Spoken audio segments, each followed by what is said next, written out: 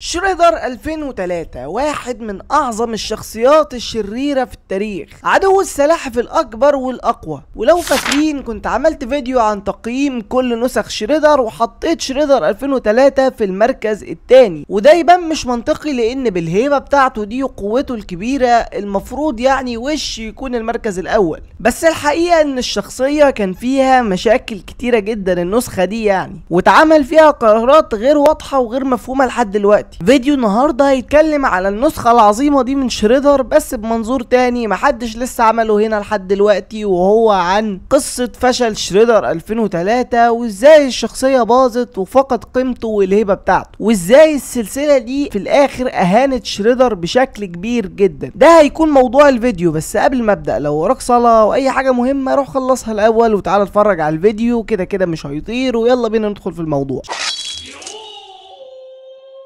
شريدر بيتقدم في الاول كرجل اعمال اسمه اوروكو ساكي، ياباني وعايش في نيويورك، لكنه في الخفاء هو زعيم عشيرة الفوت، واللي هي عصابة شريرة كانت في الأصل كويسة قايمة على حاجات كتيرة جدا منها السرقة والجريمة، وكان أهم مساعدينه طبعا الدراع اليمين هان، والمساعد اللي هو الدكتور بتاعه باكستر ستوكمان اللي هو العالم بتاع يعني الكلان نفسها. وكنت عملت فيديو عن قصة ستوكمان ممكن تشوفه بعد ما نخلص الفيديو ده. المهم اوروكو ساكي بيحتك بالسلاحف أكتر من مرة في مناوشات كده، لحد ما في الآخر بيعرض على ليوناردو إن هو ينضم له وإن هو يكون زي كده المساعد بتاعه، ويحكي له ان هو المفروض اوروكو ساكي ده الطيب وان الاوترومز وكل الناس دي هم الاشرار والمفروض يتحدوا ضدهم. فليوناردو بيروح يسأل ماستر سبلنتر عن الموضوع بعد ما فكر كتير، وسبلنتر بيضطر هنا بقى يحكي له مين هو شريدر بالظبط، ويحكي له موقف مهم جدا عن هاماتو يوشي، واللي هو طبعا المعلم الكبير اللي كان مربي الفار بتاعه اللي هو سبلنتر، وكان سبلنتر اتعلم الحركات منه. المهم في مرة اوروكو ساكي بيخش يقتحم المكان على هاماتو يوشي ويطلب منه معلومات عن الاوترومز. طبعا شريدر ما كانش لوحده، كان معاه هان، وهاماتو يوشي بيرفض يسلم اي معلومات علشان في الاخر اوروكو ساكي يقتله بمنتهى القسوه. سبلنتر بيشوف الكلام ده قدامه وبيقع، وبعدها يعني بيقابل السلاحف والقصه المعروفه. طبعا لحد دلوقتي قصه شريدر ممتازه، فاكيد ليوناردو بعد ما بيسمع الاحداث دي بيعرف ان شريدر واطي، وبيرفض في الاخر ان هو يتعامل معاه ويرجع له سيف التنجو اللي كان مديهوله في الاول، لحد ما بتحصل مواجهه قويه جدا بين السلاحف وشريدر وسبلنتر. بس سبلنتر في الاخر بيقدر ان هو يهزم شريدر بشكل قوي جدا، وكان السلاحف افتكرت خلاص ان دي نهايه شريدر، لكنه بينقذ نفسه. وبعدها في مره والسلاحف في بيت ابريل، ليوناردو بيطلع يتمرن فيلاقي عدد كبير جدا من الفوت كلان بيطاردوه. بعد المواجهه الكبيره جدا اللي حصلت دي بيجوا الاليت نينجاز مالهمش علاقه بالاليت بتاعه المصارعه، والشريدر بيقف في وسطيهم، وليوناردو يتفاجئ بان شريدر لسه عايش ويدمروا ليوناردو، وشريدر يكسر السيف، وليوناردو يتحدف على الشباك بتاع بيت افريل في وسط ما اخواته، والمعلم بيشوف المنظر قدامهم في مشهد مهيب ورائع وتحفه،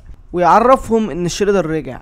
عشان شريدر في الاخر بعد المواجهه يعني خلاص بتنتهي بيعمل حاجه خطيره جدا، بيحبسهم جوه بيت ابريل كلهم كده بكيسي جونز كل الناس، ويولع في المكان ويمشي في وسط النار في مشهد مهيب عظيم رائع. والسلاحف طبعا بعد الانفجار اللي حصل ده يعني اكيد ما ماتوش، ورجعوا بعد ما قعدوا في بيت كيسي جونز بره في المزرعه بعيد جدا، علشان في الاخر يعملوا عودتهم لنيويورك ويواجهوا شريدر. وبنوصل لمواجهه على السطح، ليوناردو وشريدر قصاد بعض بيرتقوا في الهواء علشان ليوناردو يقطع راس شريدر. احلى مشهد في المسلسل تقريبا، والكلام ده في الحلقه 23 من الموسم الاول. بعد ما خلاص الامر انتهى فجاه بنشوف جسم شريدر بيتحرك لوحده من غير راس، ويجي يمسك راس نفسه ويركبها في مشهد مرعب جدا. وهنا احنا بيتأكد لنا حاجة مهمة جدا، ودي بقى اللي هتعمل اللخبطة والمشاكل الكبيرة مع شريدر. لحد دلوقتي لحد الحلقة 23 شريدر في قوة وهبة ملهاش مثيل، مميز جدا. لكن بقى بتحصل المفاجأة الكبيرة، وكده احنا عرفنا ان شريدر مش بني ادم. طب ايه بقى القصة؟ ايه اللي حصل؟ هل ده معناه لازم يعني هو مش بني ادم طول الوقت، ولا اتفق مع حد، ولا حصل اي حاجة؟ يعني المشهد ملوش تفسير لسه، مش هنعرف التفسير غير في الجزء الثاني، ونكتشف في الاخر ان شريدر. ثواني بس قبل ما نكمل، الفيديو ده برعايه DQ ستور. شايف تيشيرتايه الOTC العظمه دي؟ بلاش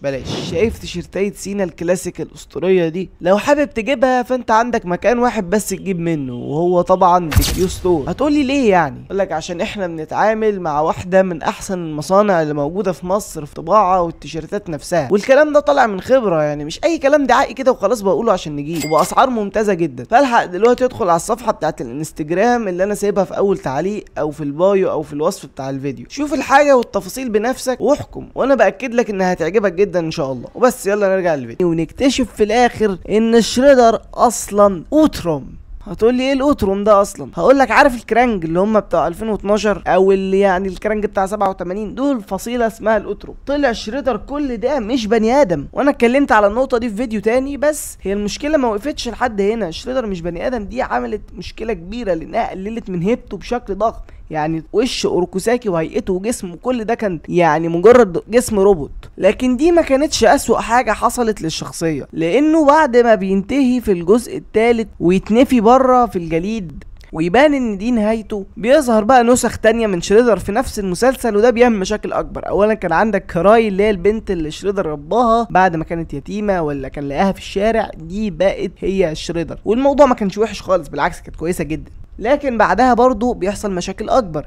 نجيب ايه بقى يا سيدي؟ نجيب لك شريدر اوروكوساكي ده في الاصل طلع بني ادم، وهو المفروض يعني شخصيه قديمه جدا وميت من زمان، وليه قصه معقده كده مع مش عارف ناس بيتحولوا تنانين واحداث كتيره كده حصلت في الموسم الخامس والرابع، ما عجبتنيش خالص. بس لسبب ما بيستحضروا شريدر ده، وانا مش عارف بقى، مش بحب اخش في المشاكل دي عشان بحس الحوارات دي غلط قوي. بيرجع بقى ومش عارف يقعد يدمر في المدينه ويعمل بلاوي ومش عارف ايه، وفي الاخر يعني هاماتو يوشي اللي هو ميت برضه يرجع يموته. بس انا زي ما قلت لك انا ما بحبش اخش في النقط دي عشان واضح يعني هي حاجه انت فاهم قصدي، انا مش عايز اتكلم على الحته دي. مرورا بقى بالمشكله الاكبر، وطبعا الفيلم الجامد جدا تيرتلز فوريفر سنه 2009، واللي هو من افضل افلام السلاحف عامه، واللي قدم فكره المالتي فيرس بشكل كويس جدا قبل مارفل ما تركز على الموضوع في الافلام. طبعا كان فيلم جامد قوي، احداثه قويه، كان فيها سلاحف النينجا 2003 اتقابلوا مع سلاحف 87، كل حاجه بقى، وكان يعني الاحداث فيه قويه كله تمام. وكان في بقى شريدر 87 والكرانج الاتنين بيحاولوا ان هم يستحضروا الشريدر من العالم ده او يرجعوه يعني، ويقولوا ان هو اللي نسمعه ان هو جامد وخطير وبتاع، فبيرجعوه من الجليد بتاعه ده وبيسيح وبيعلم عليهم كلهم شريدر وكرانج القدام، وبيجيبوا له بدله قويه ومهيبه جدا، وبيرجع شريدر اللي احنا عارفينه ببساطه. وعمل شغل قوي جدا في الفيلم ده، وكان هدفه الرئيسي ان هو بما ان السلاحف دي مضايقاه فقرر ان هو يمسح السلاحف من كل النسخ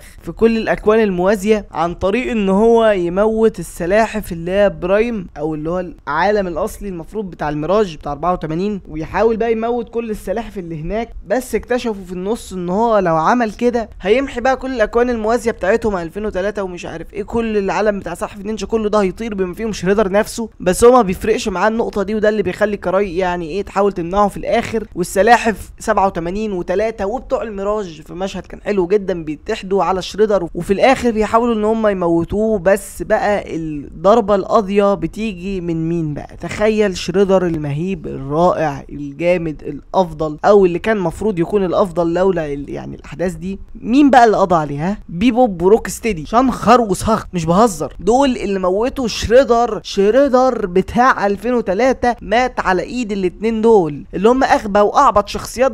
هم مش بيقولوا ان هم وحشين، بس يموتوا شريدر يا جدعان، انتوا متخيلين ليه؟ انا بجد القرار ده لحد دلوقتي انا كاره فكرته. انا عارف انه حاجه قديمه جدا، وده اصلا يعني مش حاجه بجد، فانت كرتون كده وكده، بس يعني عار بيضايقني كل ما افتكر. لو تخيل تعمل شخصيه بكل الهيبه والقوه دي ويموت بالطريقه التافهه دي، لو جيت تقارن حاجه زي كده باللي حصل في 2012، طبعا مش هقول عشان الحرق، بس حاجه تانية خالص، يعني اتعامل بطريقه تانية واتبنى بشكل كويس طول المسلسل لحد الموسم الرابع. كان تهديد قوي رغم احداث الكرانج، ورغم ان في حاجات حرفيا هي اقوى منه، لكن هو برضه كان محافظ على قوته ومهارته، ان هو مميز بين الباقي حتى وان كانوا هم اقوى منه. ده اللي يخليه يعني اعظم شريدر 2012. لكن ده اتكتب غلط قوي في الاخر، والمسلسل بصراحه يعني انا نسيت اقول لك نقطه، لكن هم رجعوه في النص كده في المواسم الاخيره اللي هي السادس والسابع اللي هم كانوا وحشين بالمناسبه، رجعوه كده سايبر شريدر، رجعوه روبوت، فكان قرار وحش جدا، والشخصيه اتدفنت باظت. انا بشوف اللحظه الفاصله معضله في خراب شخصيه شريدر 2003 هي لحظه اعلان ان هو اوتروم، واللي انتقصت منه كتير جدا، وبعدها الخراب جه ورا بعضه تك تك تك تك تك تك، كل حاجه زباله ورا بعض، او ده رايي على الاقل. فانت يعني شاركني بوجهه نظرك في النقطه دي، وهل انت شايف ان الشخصيه اتدفنت ولا ده كان احسن؟ وهل عاجبك ان هو مات من بيبو وروك ستيدي اللي هم شنخر وصخر؟ قول لي في التعليقات، قلنا نعمل فيديو كده ايه فكره عن شريدر بما انكم بتحبوه يعني، وانا بحب شريدر، بس ده طبعا بس عشان يبقى واضح ده ما ينكرش النسخه دي كانت عظيمه من شريدر، لكن فيها عيوب كتير تخليها ما تبقاش المركز الاول. طبعا الديزاين بتاعه عظيم وافضل ديزاين لشريدر بس اللي هو الاصلي.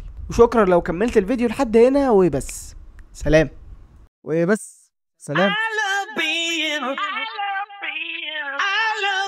Teenage Mutant Ninja Turtles. Turtles, count it off. 1, 2, 3, 4. Turtles. There's no one better. Watch out for Shredder. Turtles. They're like no others. Turtles. Those teenage brothers.